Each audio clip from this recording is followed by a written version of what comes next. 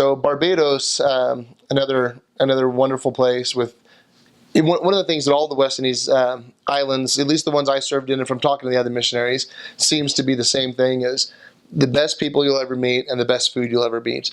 And in Barbados, they have a lot of flying fish. Flying fish is a very big food that's there, and you'd find a lot of places that would fry flying fish, and it's fantastic food that they prepare down there.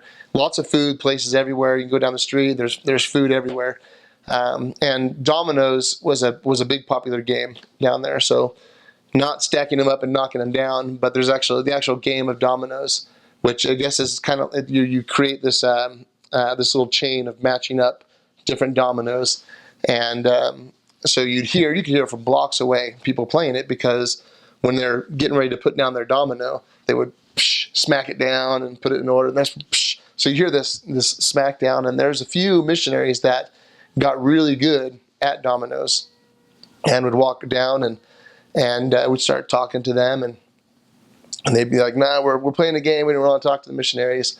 So we'd say things like, "Well, what if we beat you at dominoes? Then will you talk to us?" And that would do it. So some missionaries would beat these guys. These guys have been playing since they were kids, but some of the missionaries were good. Most of us could not beat them. Most of us were not very good at it. I was not very good at it, but they enjoyed playing with us anyway.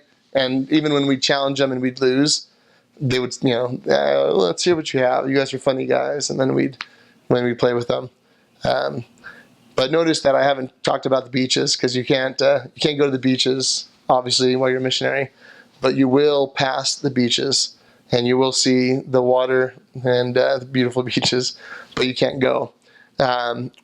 If you do go to Barbados, one thing that we did, and we got permission from our mission president to do it. We got permission from somebody to do it. We didn't just do it.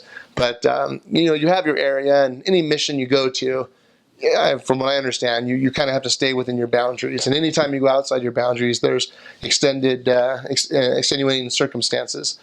Well, Barbados, if you look up how big it is, it's a pretty small island. So, but what we wanted to do, we wanted to ride our bikes from one end to the other end, and back to our apartment, and we did that. And it was amazing. It was so amazing. We saw every landscape of Barbados possible, all the different geographical looks that the country can offer.